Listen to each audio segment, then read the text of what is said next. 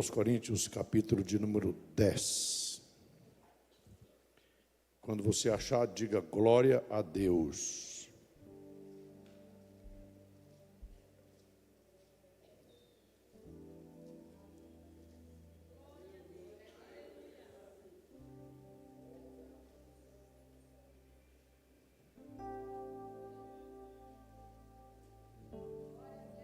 Pronto?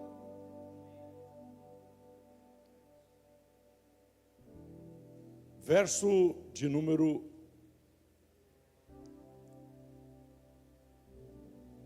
31. 10, 31. Eu vou citar outras referências no capítulo 11. E vamos trazer uma palavra para o seu coração. Portanto, quer comais,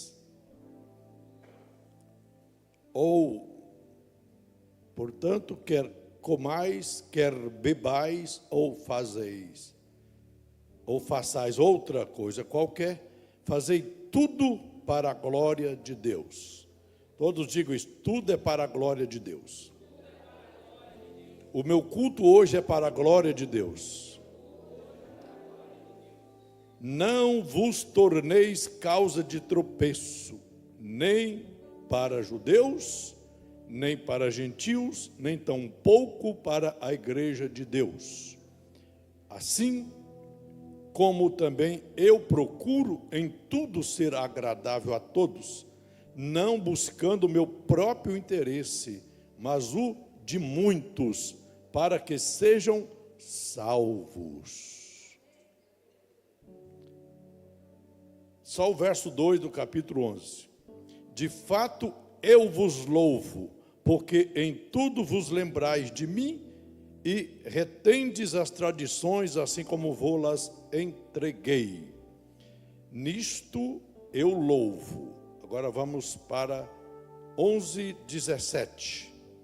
Nisto, porém, que vos prescrevo, não vos louvo, porquanto vos ajuntais, não para melhor, e sim para pior, porque antes de tudo estou informado a haver divisões entre vós. Quando vos reúnes na igreja, havendo divisões, quando vocês se reúnem na igreja, e eu em parte o creio, porque até mesmo importa que haja partidos entre vós, para que também os aprovados se tornem conhecidos em vosso meio. Quando, pois, vos reunis no mesmo lugar, não é a ceia do Senhor que comais, porque ao comerdes cada um antecipadamente a sua própria ceia. Estou engolindo vírgula para caramba aqui hoje. Porque ao comerdes cada um toma antecipadamente a sua própria ceia. E há quem tenha fome, ao passo que há também quem se embriague. Não tendes, porventura, casa onde comer e beber? Ou menosprezais a igreja de Deus e envergonhais os que nada têm? Que eu vos direi? Louvar-vos-ei? Nisto certamente não vos louvo, porque eu recebi do Senhor o que também vos entreguei. Que o Senhor Jesus, na noite que foi traído, tomou o pão, tendo dado graça, o partiu e disse: isto é o meu corpo, que é dado por vós, fazer isso em memória de mim. Por semelhante modo, depois de haver ceado, tomou também o cálice, dizendo: este cálice é a nova aliança no meu sangue, fazer isso todas as vezes que eu beberdes em memória de mim. Porque todas as vezes que comerdes este pão, ou beberdes esse cálice, anunciais a morte do Senhor até que Ele venha. Por isso, aquele que comer o pão, ou beber do cálice do Senhor, indignamente será réu do corpo, do sangue do Senhor. Examine-se, pois, o homem a si mesmo, e assim coma do pão e beba do cálice, pois quem come e bebe, sem discernir o corpo, come e bebe juízo para si. Eis a razão porque há entre vós muitos fracos e doentes, e não poucos os que dormem. Porque se nos julgássemos a nós mesmos, não seríamos julgados, mas quando julgados, somos disciplinados pelo Senhor para não sermos condenados com o mundo. Assim, pois, irmãos meus, quando vos reunis para comer, esperai uns pelos outros. Se alguém tiver fome, coma em casa, a fim de não vos reunides para juízo. E quanto às demais coisas, eu as ordenarei quando for ter convosco. Amém. Pode sentar. Talvez vocês pensam que está sendo estranho eu ler essas passagens e logo em seguida a mensagem oficial, tradicional da Ceia do Senhor. Não é nada estranho, é que eu quero hoje dar uma breve palavra de orientação sobre a importância da Ceia do Senhor.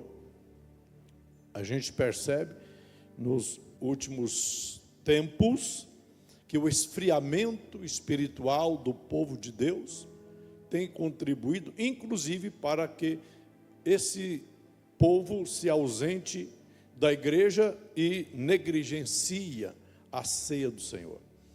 E ainda que a gente tem ainda muitas pessoas que congregam, há aqueles que não dão o devido valor à Santa Ceia. Na verdade, santa é uma palavra bem religiosa, porque a Bíblia nunca chama a ceia de Santa Ceia. Não há essa expressão na Bíblia pelos apóstolos, e nem o próprio Jesus falou, é ceia. Então muitos até por negligência, esfriamento, não dá o devido valor à ceia.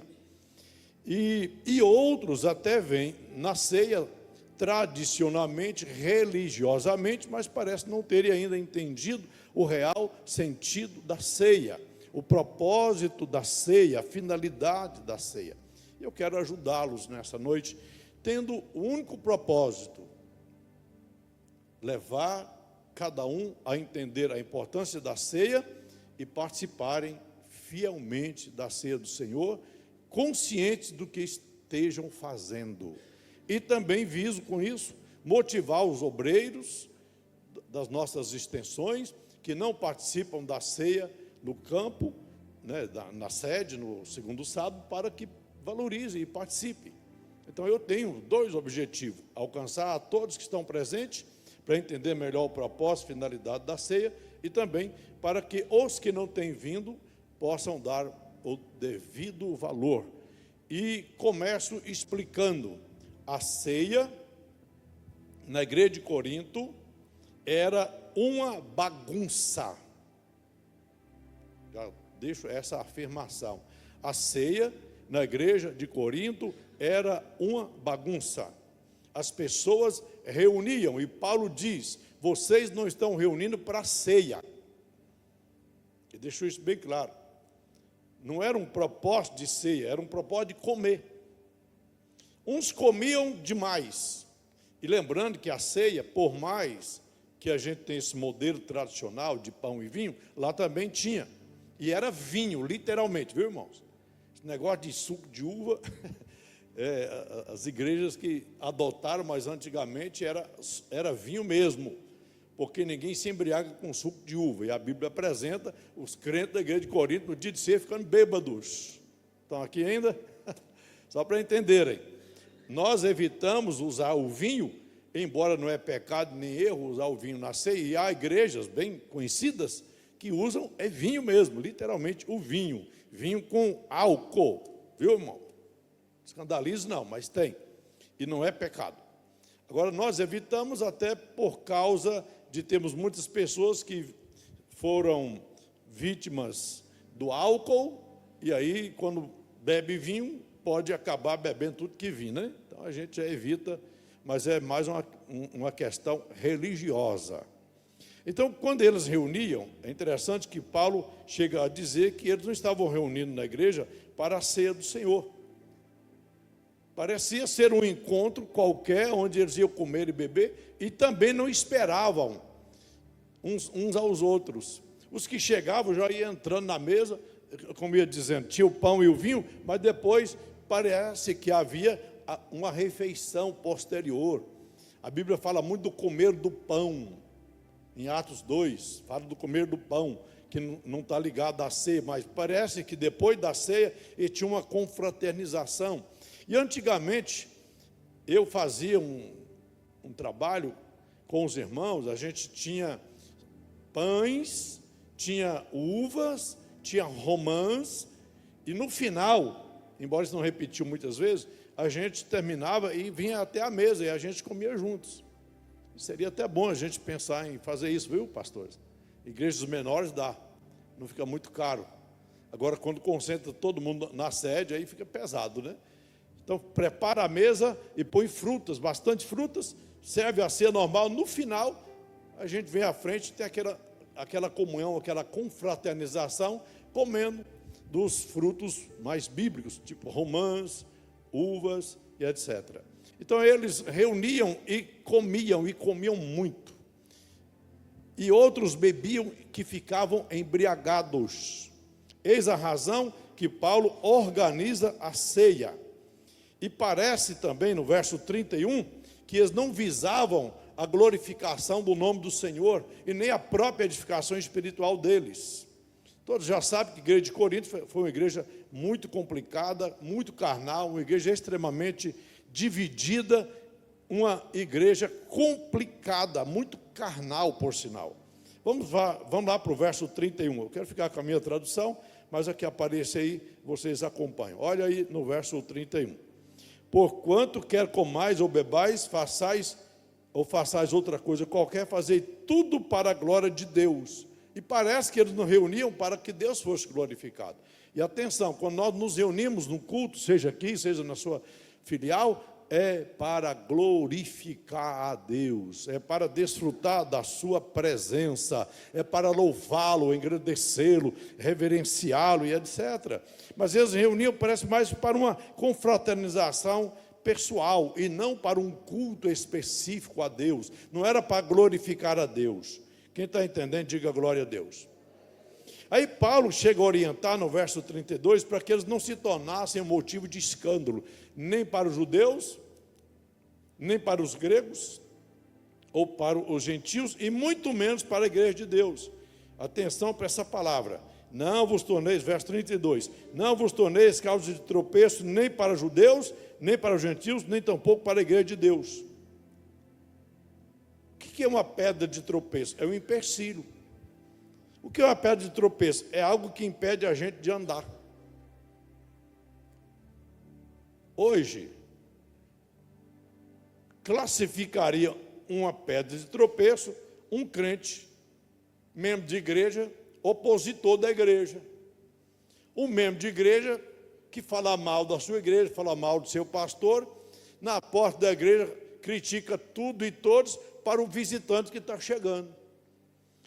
Alguém me disse há poucos dias de uma determinada pessoa que disse que não ia ficar na igreja, porque ele chegou na igreja, a primeira coisa que ele recebeu foi uma reclamação da igreja, de um membro da igreja. Ele falou: o que eu vou fazer lá?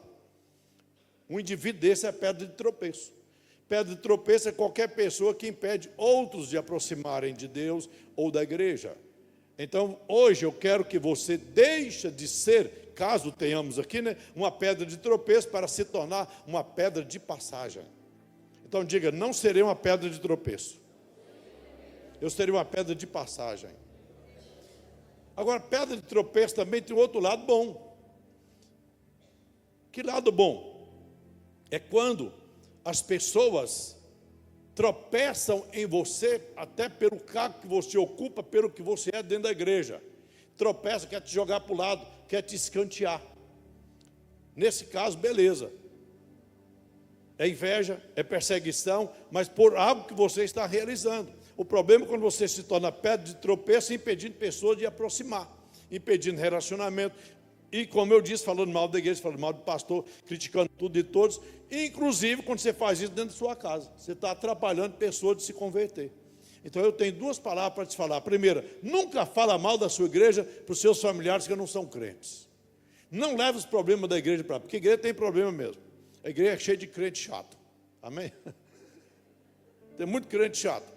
Então você não tem que levar a chatice desse irmão, a decepção que você teve com esse irmão, lá para sua casa, não. Ainda mais se eles não são crentes. Porque você vai espantá-los. E eles não vão querer a sua igreja, porque você fala mais mal dela do que bem. Você só fala problemas que tem na igreja para eles e não leva a mensagem sadia da palavra que você ouviu. Esse é o primeiro ponto. Não reclame, não fala mal da sua igreja, nem de crente, perto dos membros da sua família ou de amigos que não são crentes. Dá para ser um amém ou não dá? Segundo, você jamais pode se tornar um empecilho estando dentro da igreja para que outros não adentrem. De vez em quando eu ouço falar de crente da igreja, falando mal da igreja para outros. Visitantes vêm na igreja, vê dele acolher e falar bem, ele fica falando mal da igreja, critica uma coisa, critica a outra. Pô, visitante, então ele não vai ficar na igreja. Então não seja pedra de tropeço, seja pedra de passagem. Ah, mas o que significa, missionário, ser uma pedra de passagem? Simples. Uma pedra de passagem significa que muitos vão pisar em você, vai passar por você, mas vai chegar a Cristo através de você. Não sei se conseguiram entender agora. Uns vão tropeçar e vai te jogar para o lado, mas outros vão passar por você, você vai ser como uma ponte. Imagina, lá na roça tem muito isso, córregos mais estreitos, que a gente chama de grota, ou gruta, ou corguinho, ele é estreito, para não molhar os pés, lá na Bahia deve fazer muito isso, põe umas pedras, ou então põe uma pinguela, talvez os novos que nem sabem o que é uma pinguela. Quem sabe o que é pinguela? Aí, viu? Tem uma turma que não sabe, ó. Pinguela. Pinguela não é nada mais do que um pau, derruba-se uma árvore, corta e coloca aquele pau da árvore, o tronco da árvore, de um lado do outro do córrego, e as pessoas passam, aquilo chama pinguela. Ou então as pedras de passagem, é uma pedra aqui, outra colar, outra aqui, ou alinhada, então a pessoa vem, pula nessa, dessa passa para essa, passa para outra, até atravessar o córrego sem molhar. Então fala assim, eu quero ser uma pedra de passagem, para que através de mim, ainda que estejam pisando em mim, alguém chegue até Cristo. Pode aplaudir, se entenderam. Não barre, não impeça ninguém, seja modelo, seja exemplo, seja pedra, mas a pedra que Pedro chega a dizer que nós somos. A pedra que a Bíblia diz que a pedra angular referencia a Jesus, que muitos desprezaram, mas é a pedra principal. Seja pedra, mas pedra de estabilidade, pedra de passagem, e nunca pedra de empecilho, pedra de tropeço. Então receba isso em nome de Jesus. E Paulo está dizendo, não seja pedra de tropeço, nem para os judeus, nem para os gregos, e nem também para a igreja de Deus. Então diga, não posso ser uma pedra de tropeço. Através de mim, as pessoas serão edificadas, salvas e libertas. E através de mim, fala, e através de mim, pedra viva, edificarei a minha igreja local. Aleluia. Vamos mais, vamos continuar o texto, já na questão da ceia. Verso 33. Obreiros e pastores aqui presentes, membros em geral, antes de visar o seu próprio bem, você tem que visar o bem dos outros. É o que Paulo está ensinando aqui. Olha, com muito carinho aí.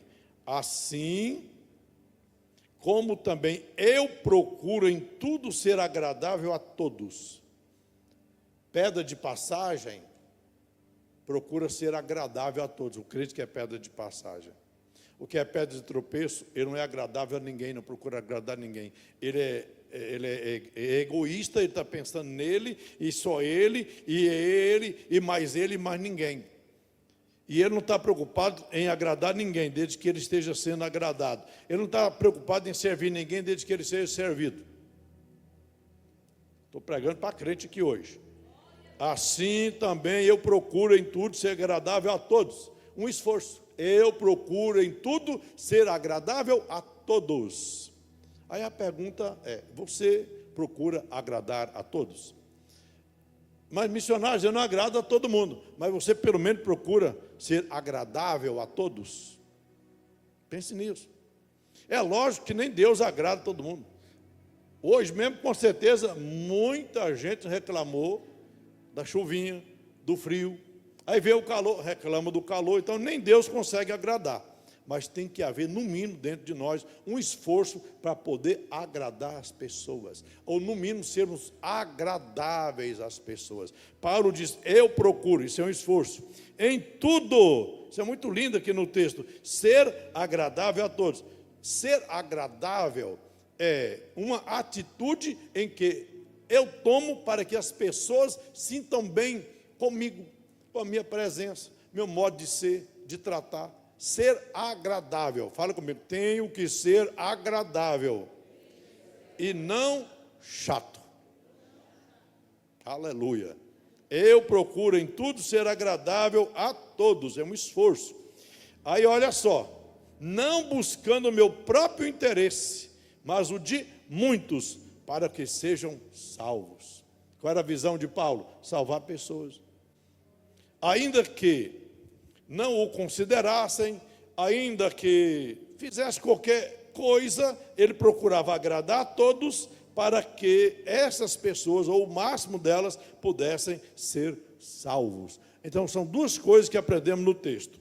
Observe aí. Primeiro, esforçar para ser agradável. Não buscar o próprio interesse e ter a visão de salvar pessoas. Então, não é o seu interesse, não é o seu próprio desejo que você tem que buscar. Tem coisas que a gente abre mão para agradar outro. Cansei de fazer isso. Você deixa de fazer uma coisa que você gosta para agradar a outra pessoa. Parece ser meio esquisito, mas como crente a gente tem que fazer isso. Abrir mão de algumas coisas para agradar outro. Deixar de fazer alguma coisa que você gostaria de fazer e acredita que deveria ser feito, mas não faz por causa de outro. Um grande exemplo. Comer carne é pecado? Não. Mas Paulo diz que se ele comesse carne, fosse escandalizar pessoas, eu não comeria carne. E Paulo seria capaz de chegar numa casa que estivesse servindo carne, e ele acompanhado de alguém que não come carne, e por causa dessa pessoa, para agradar essa pessoa, ele também não comeria carne. Ele disse, se for para escandalizar, eu não como. O que ele está buscando? Interesse pessoal? Não. Procurando ser agradável aos outros, edificar os outros. E todo crente, todo obreiro tem que ter essa visão, ser agradável, visar a ganhar as pessoas para Cristo, sendo, como eu disse, uma pedra de passagem e não uma pedra de tropeço. Murmurador é pedra de tropeço. Aí eu podia citar um bocado de característica de uma pedra de tropeço, mas vou evitar. Vamos mais, que eu quero falar dessa importância da ceia.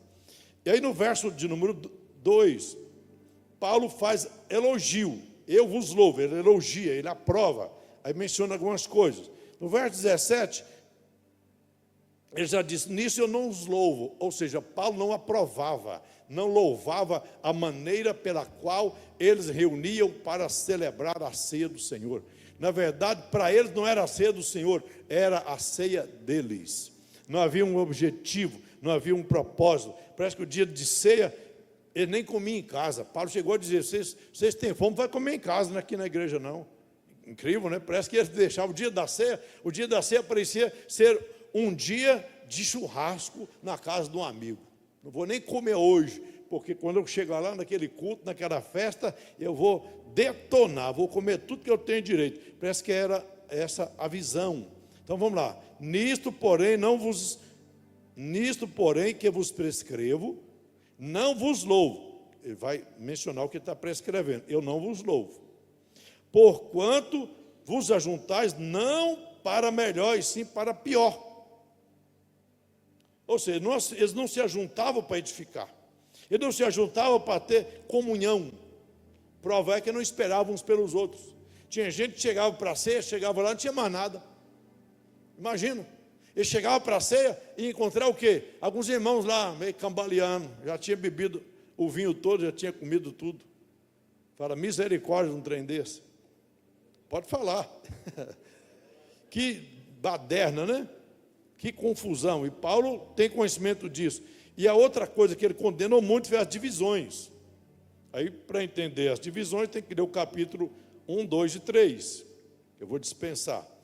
Parece que, ainda que ele tratou o capítulo 1, 2 e 3, sobre as divisões, sobre os carnais, sobre os insubmissos e tal, parece que ainda não tinha mudado muito a igreja, porque já no capítulo 11, ainda ele está falando das divisões. Vamos lá, verso de número 18. Eles estavam reunindo para pior e não para melhor.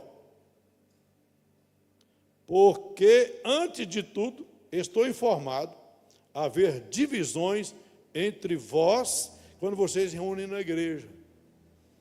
Vê que tinha alguém na igreja que parece que tinha um compromisso, tinha uma ligação com a igreja de Jerusalém, e informavam para o apóstolo esses absurdos que aconteciam dentro da igreja. E eu vou até deixar isso bem claro para vocês, obreiros aqui, que isso é defesa da igreja, não é fofoca. Guarde isso, viu, gente? Quando você está vendo algo de errado numa igreja local, e você não faz nada para resolver, nem local e nem com quem é de direito para resolver, você está sendo omisso. E você está sendo cúmplice. Quem informava para Paulo era alguém comprometido, tanto com a igreja local, quanto também com a igreja de Jerusalém, onde era a sede. Entendeu a palavra ou não? Eu sou informado que tem divisões entre vocês. Só que Paulo agora diz assim, eu até acho, força de expressão aqui, legal ter essas divisões, porque pelo menos vai saber quem é leal, quem é verdadeiro, quem é sincero. Vou ver o texto de novo.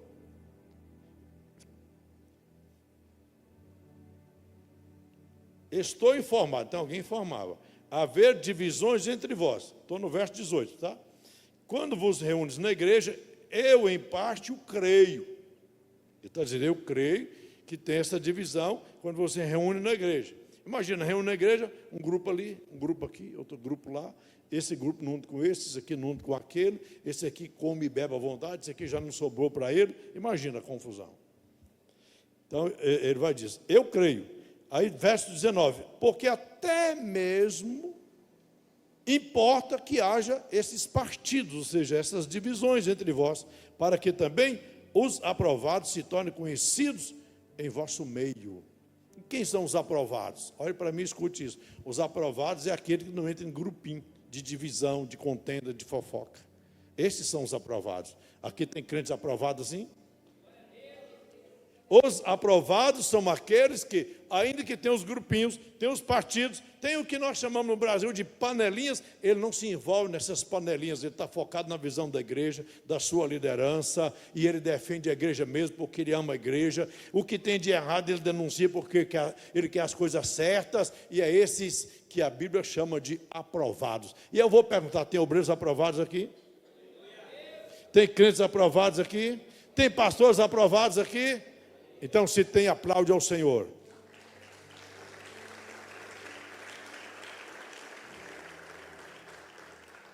Vamos mais. Põe o 19 na NVI, por favor. 19 da NVI. 11 e 19.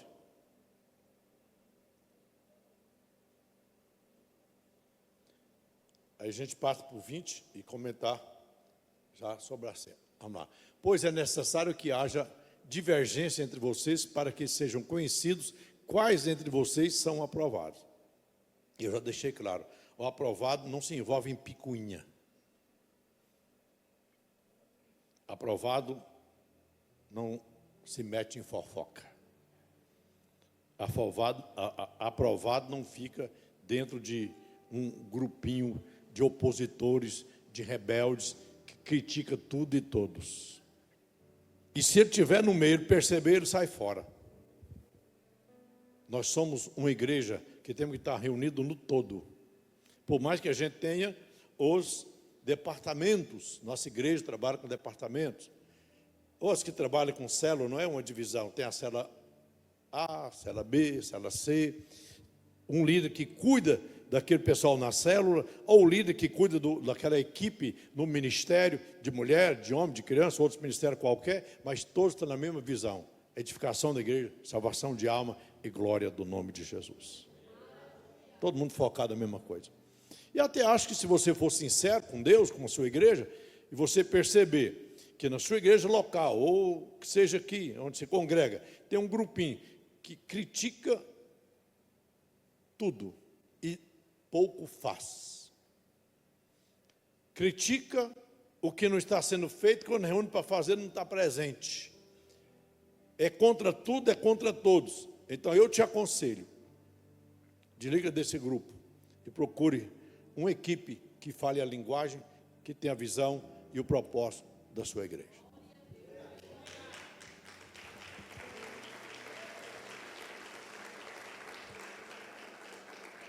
Um conselho pastoral: é impossível não ter na igreja os mesmos grupos que tivemos nos capítulos, especialmente 3 de Coríntios.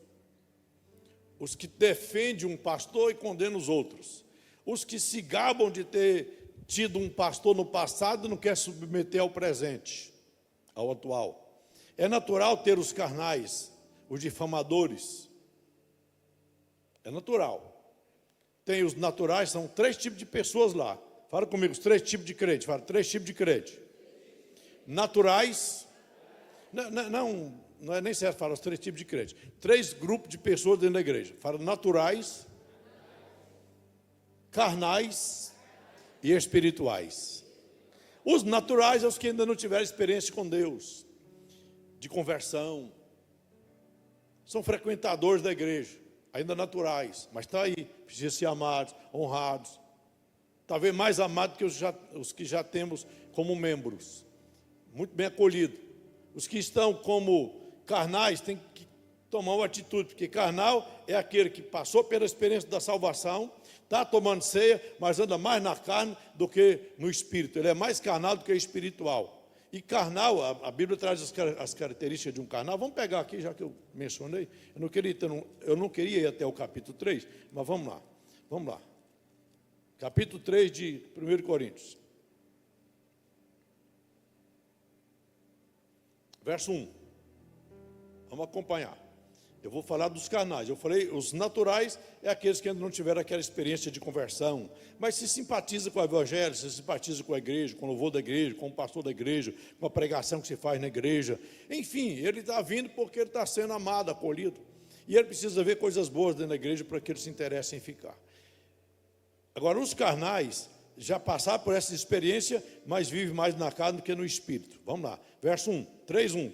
Quem está acompanhando, diga amém. Eu vou ler na minha Bíblia. Eu, porém, irmãos, não vos pude falar como pessoas espirituais, e sim como carnais, como crianças em Cristo.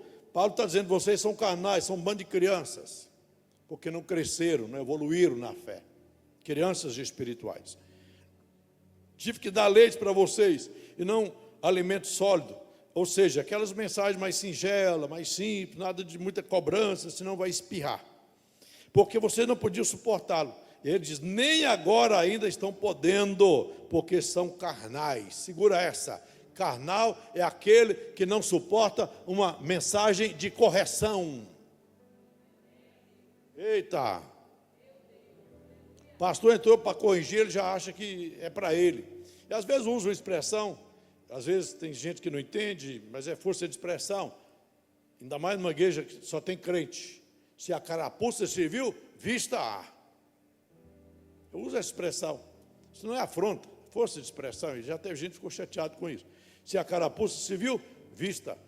Há pouco dia um pastor pregou que a carapuça serviu para mim. E eu falei para mim mesmo, essa carapuça.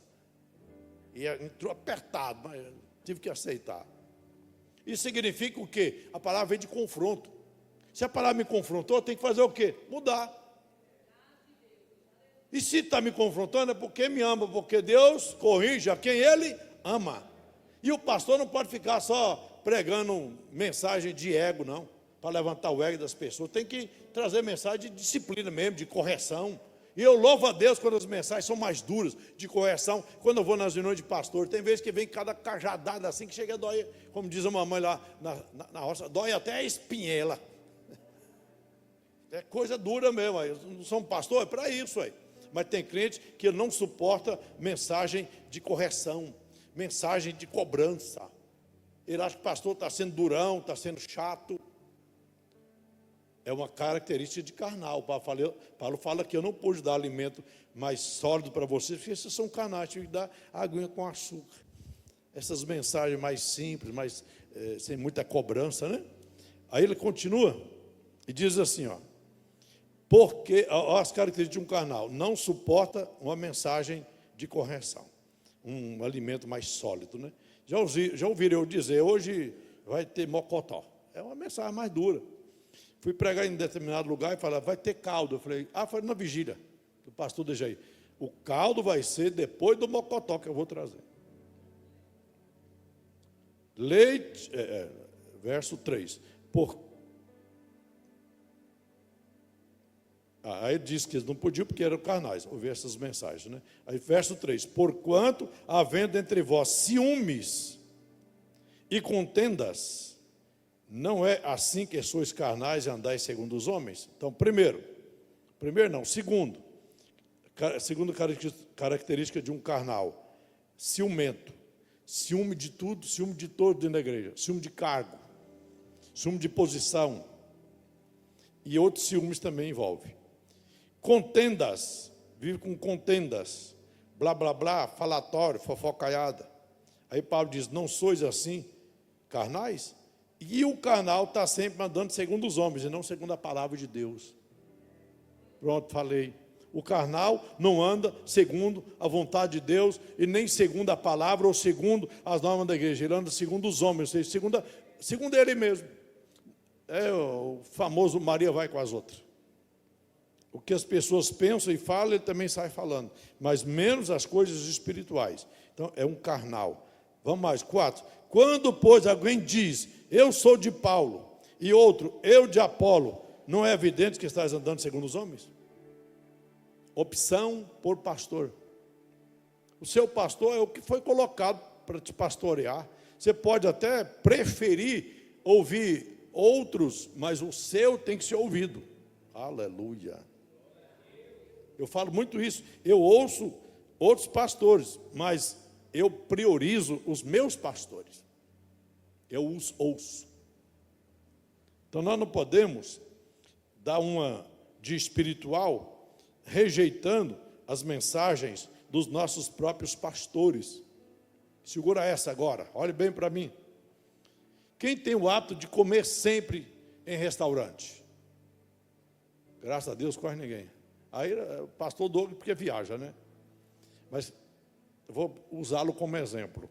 Você come muito em restaurantes devido às suas viagens como caminhoneiro. Mas qual é a melhor comida? É a dos restaurantes ou aquela que você faz em casa? Você não vê a hora de chegar em casa para aquela comidinha caseira. Comer no restaurante é bom de vez em quando, mas ninguém aguenta todo dia comer em restaurante. Sabe o que quer dizer com isso? A comida de casa é que te faz bem, é que te alimenta melhor, é a do dia a dia. O que quer dizer com isso? É a comida que seu pastor passa para você, é que te vai fazer crescer. E algumas comidas que você come fora, podem até te trazer alguns problemas. Eu estou falando de sentido espiritual. Tem pessoas que comem muito em restaurante e elas acabam pegando algum tipo de não é contaminação, isso, intoxicação. Saiu. Elas se intoxicam. Como algum tipo de comida que não fez bem. Especialmente comida japonesa. É eu ir e ter dor de barriga. Eu não sei o que tem lá, alguma coisa que eu como que não faz bem. Então, quando você come muito fora e não da sua igreja, ouve todo mundo, menos seu pastor, você pode estar intoxicado espiritualmente. E de vez em quando aparecem alguns com as heresias. Missionário, o que você acha disso? Que eu estava ouvindo fulano há pouco tempo desse mesmo. De vez em quando isso acontece. Missionário, eu ouvi um cara e ele falou que diz mesmo do Velho Testamento. E você sabe que ele está certo? Eu falei, tá, ele está certinho. Ele só não pastoreia a igreja. O dia que ele pastoreia, ele vai pregar diferente. Mas tem pessoas que ela se envolve com um bocado de bobagem, porque ela fica comendo de tudo. Então, coma da comida do seu pastor. Ele tem a comida que você precisa para te fazer crescer. Agora, de vez em quando ouvir outro pastor, uma comida diferente, uma mensagem diferente, beleza. Mas diariamente, errado. E Paulo está dizendo dos irmãos que tinham essas opções. Eu sou de Paulo, eu sou de Apolo, eu sou de Pedro, etc, etc. Aí ele diz que esses estavam andando segundo os homens. Quem está comigo ainda? Aí ele começa a perguntar. Quem é Apolo? Quem é Paulo? Servos. Eles são servos. Servos por meio de quem vocês creram. E isso conforme o Senhor concedeu a cada um. Ele está dizendo que cada um desses homens foi útil para te ajudar. Aí no final ele vai dizer, Paulo plantou, Apolo regou, mas o crescimento foi Deus quem deu. Aleluia. Ouça mais o seu pastor. Eu vou dizer de novo, obreiros que estão aqui, ouça mais o seu pastor. Come a comida diária da sua igreja, come do que vai do altar da sua igreja. Não os proíbe de ouvir outros, mas tome cuidado com o que você está ouvindo. Cuidado para não mudar a sua cabeça, ou para te contaminar, te intoxicar espiritualmente. Não é difícil encontrar pessoas que não estão vindo mais para a igreja, porque ouviram pastor pregar que não precisa de igreja. Outros que não estão tomando ceia, porque dizem, não precisa de ir para a igreja para tomar ceia, toma ceia em casa. Tudo errado, tudo fora da palavra. Vou ver mais aqui ainda. Vamos para o verso... Citei o verso 6, eu plantei, Apolo regou, meu crescimento veio de Deus. De modo que nem o que planta é alguma coisa, nem o que rega, mas Deus que dá o crescimento. O que Paulo está dizendo? A glória não é para o homem que semeou, que plantou, que abriu a igreja. A glória é para Deus. Raimundão plantou. João Evangelista veio e regou. Plantou também, produziu fruto. Veio Joedes Maia, regou, plantou. E eu continuo regando e plantando. Mas o crescimento não veio de nenhum deles. O crescimento veio de Deus. A glória é para Deus. Não importa se Raimundo, João Evangelista, Joedes ou Edmar fez alguma coisa a mais um do outro. Quem fez mais, amém, foi para a glória de Deus. Quem fez menos, para a glória de Deus. Se algum não fez nada, mas pelo menos manteve, também é para a glória de Deus. E Deus usou esses homens que eu disse para que a igreja fosse edificada. E eu tenho frutos aqui de irmãos desde o começo da igreja, quando esse tal de Raimundão veio, que já morreu, João Evangelista, que também já se foi, e está aí os frutos. Então tudo é para a honra e glória do nome de Jesus. Fala assim comigo, os pastores pregam, os evangelistas semeiam, mas o crescimento é Deus quem dá. Então a glória é para Ele. Toda a honra e toda a glória é para Ele. Glória a Deus. Vamos voltar para o capítulo 11. Vamos lá.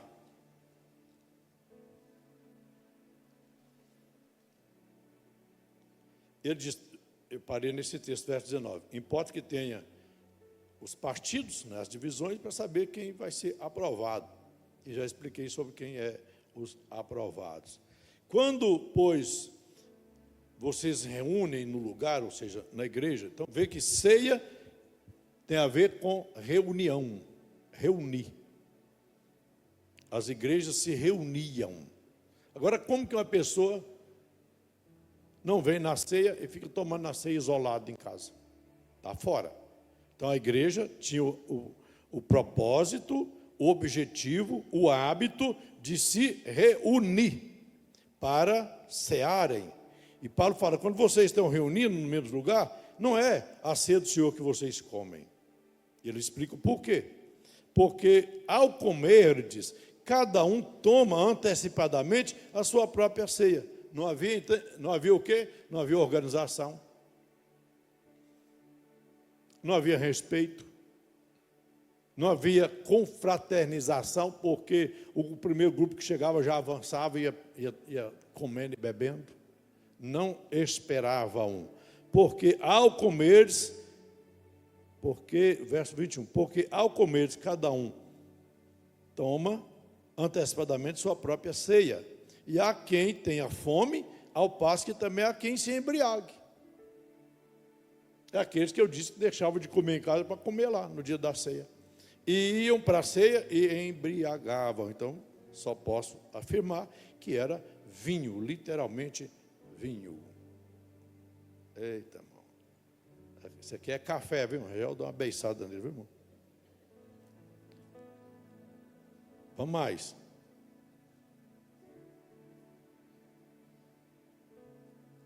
Então havia quem tinha fome, enchia a barriga lá, quem se embriagava. Aí Paulo vai e tem que perguntar: você não tem casa para vocês comer, não?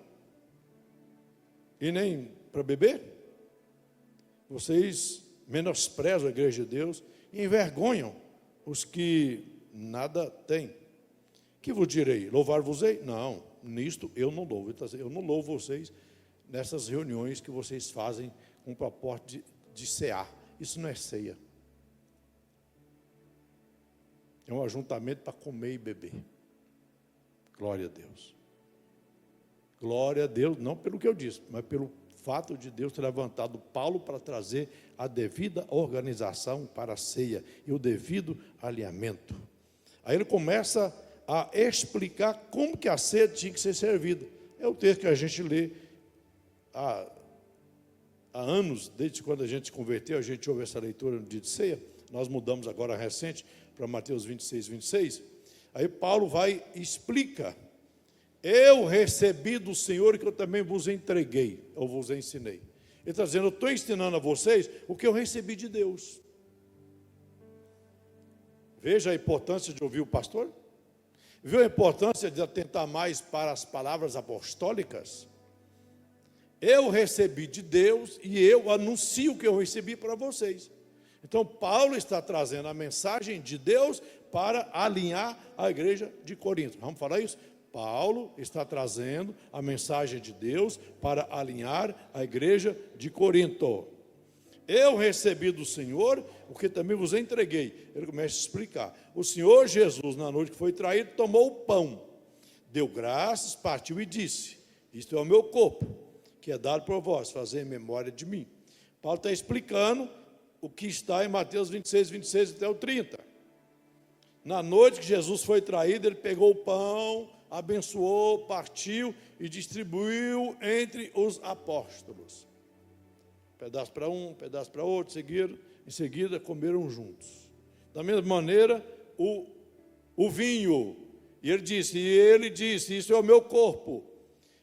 No vinho, isso é o meu sangue. Eu já expliquei isso, mas eu preciso falar de novo. Isto é o meu corpo. Mas Jesus está vivo, com um pedaço de pão na mão. Então, dizer que o pão é de fato a carne de Jesus é antibíblico.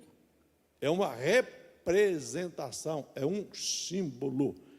Não guarde, Jesus está vivo com um pedaço de pão ou um pão inteiro na mão e diz: isso é o meu corpo.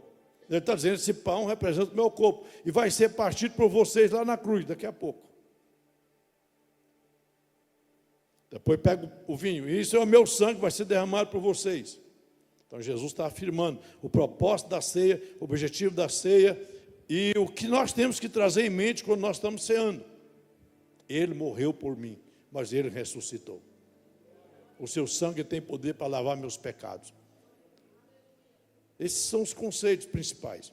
E ceia também, eu falo sempre, é um ato pelo qual estamos renovando diariamente ou mensalmente a nossa aliança com o Senhor Jesus.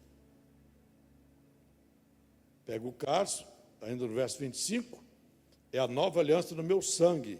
Fazer isso todas as vezes que eu beber em memória de mim. A ceia e o batismo são as duas principais não, as duas únicas ordenanças que Jesus deixou. Ceia e batismo nas águas. Por isso a gente tem que continuar fazendo batismo, pregando e fazendo batismo, e todos que batizarem precisam cear. E a ceia é tão linda, tão importante, que deve ser feita até Jesus voltar. E quando ele voltar, que levar a igreja, ele vai receber a igreja com a ceia. A grande ceia. Eu vou tomar a ceia lá no céu. Diga, eu também vou. Agora vamos mais. Vou ser mais rápido agora. Em memória de mim, quer dizer, vocês vão lembrar de mim, vão lembrar do sacrifício que eu vou estar fazendo por vocês. Aí vai no verso 26, porque todas as vezes que comeres esse pão e beber do cálice do Senhor, estareis anunciando a morte do Senhor até que ele venha, anunciando a morte. Relembrando, ele morreu, mas está vivo. Esses são dois conceitos interessantes. Ele morreu por mim na cruz, mas ele está vivo. e breve voltará. Na ceia podemos usar muito a expressão Maranata, ora vem, Senhor Jesus. Me fala umas horas aí que eu senão empolgo. Então é hora de terminar.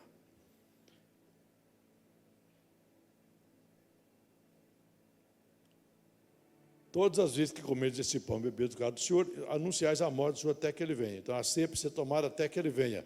E na ceia tem aqueles 3 olhares que eu já expliquei 200 vezes. O olhar retrospectivo, lembrando que Ele morreu por nós. Lá na cruz Ele pagou o preço para o perdão dos meus pecados, garantiu a minha salvação e etc. Mas eu tenho que também fazer o olhar introspectivo, examinar a mim mesmo, fazer uma autoanálise de mim.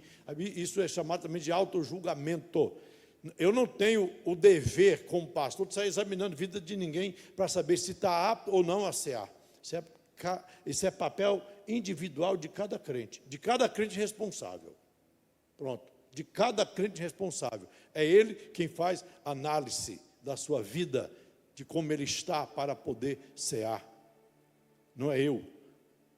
Antigamente, eu posso citar nome que não é uma crítica, é apenas um contexto histórico. A Assembleia de Deus, a Igreja de Deus e Amor, mandava os presbíteros fazer visita na semana da ceia para ver se pegava alguém no flagrante. Falo abertamente porque todo mundo sabe disso. A Deus e Amor punha, eu estou falando aqui para a live aqui, e foi uma verdade. Então não retiro. A Deus e Amor colocava presbítero para visitar as casas para saber se estavam assistindo televisão. Se estava, não podia cear. Antigamente faziam isso também. No dia da ceia, as irmãs tinham que ir num quartinho e levantar a saia para as diaconisas para saber se ela estava ou não de anágua. Falei isso aqui há poucos dias. Se não tivesse de anágua, não podia cear. Se visse algum irmão andando de bicicleta na rua, ou algum irmão jogando bola, não tomava ceia também. Então havia os fiscais. Eles parece que não aprenderam isso naquele tempo. Hoje eu não sei como que está mais. Mas eu quero te dizer que eu não tenho que colocar nenhum obreiro para te examinar, porque você tem consciência própria. É você que tem que fazer a análise da sua vida. Se está ou não apto a tocar no corpo do Senhor. Agora tem mais outro detalhe, não é por qualquer coisa também, você vai deixando de cear, não. E outro detalhe, ninguém deve se auto-excluir da ceia.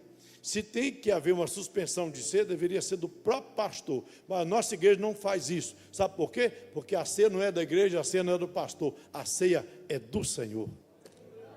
Agora pregamos a respeito da pessoa ter vida santa, vida reta, se arrepender dos seus pecados. E Paulo diz que quando há um arrependimento, quando há um reconhecimento do seu erro, que está percebendo que ele está indigno, aí ele tem que orar, pedir perdão, e aí Paulo diz, assim então, coma do pão e beba do cálice.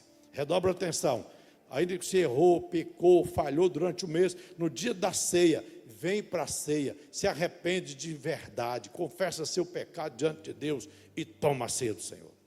Não dá lugar para o diabo. E outra coisa, não justifica, ai Jesus, eu vou falar, não justifica você deixar de cear por um pecado. O que justifica é deixar o pecado e cear. Eu tenho que falar de novo. Eu não vou cear porque eu menti, eu não vou cear porque eu briguei com minha esposa, eu não vou cear porque eu falei um palavrão. Aí você vai continuando no pecado? Então se arrependa, confessa e tome a ceia depois de ter confessado, porque pecado confessado é pecado perdoado. Não dê brecha para o diabo, tome a ceia alimenta a tua alma, a ceia te renova, a ceia te fortalece e a ceia é uma nova aliança que você faz a cada mês. Falhou? Conserte e tome ceia.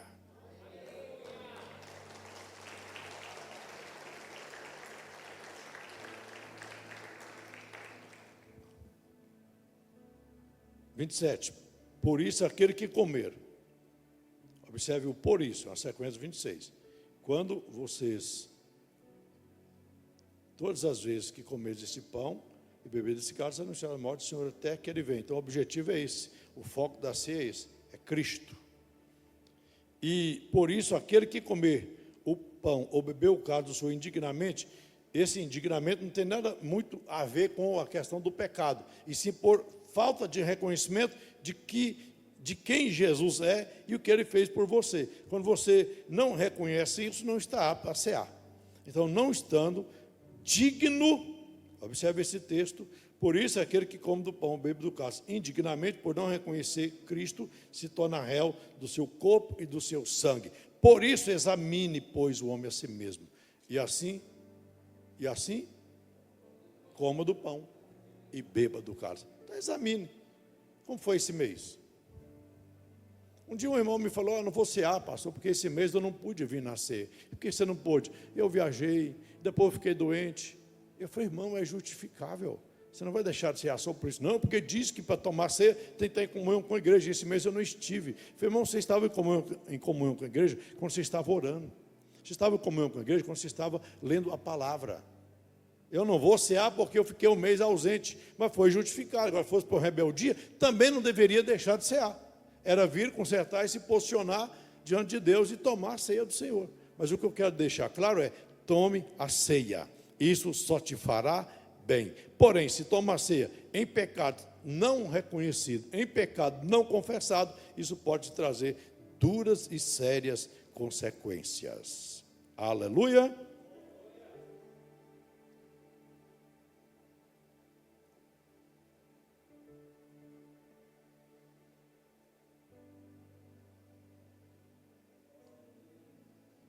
Quem come e bebe sem discernir, o corpo, sem ter noção do real sentido da ceia, está tomando juízo para si. Aí Paulo diz, por isso tem muitos entre vocês doentes e muitos até que morrem, no sentido espiritual. Porque se nós julgássemos a nós mesmos, não seríamos julgados. Mas quando somos julgados, somos repreendidos por Senhor para não ser condenados com o mundo. Aí entrou o texto que eu falei, Deus ama e corrige. Não, Deus corrige aquele a quem Ele ama. Faça uma análise, examine sua vida e conserte, toma a ceia. Ah, eu não tenho que congregar direito, então volta a congregar, toma posição diante de Deus. Vá para Coríntios 10, 25. Não, Hebreus 10, 25, não deixei de congregar. Melhore sua vida espiritual. Seja um crente melhor. Discirna bem o que é a ceia. É o corpo de Cristo e o sangue do Senhor, que foi derramado na cruz para remissão dos seus pecados. Mas com essa mentalidade, Ele morreu por mim, ressuscitou e breve voltará. Fique de pé, fique de pé. Ele morreu por mim, eu reconheço, mas Ele ressuscitou e breve voltará.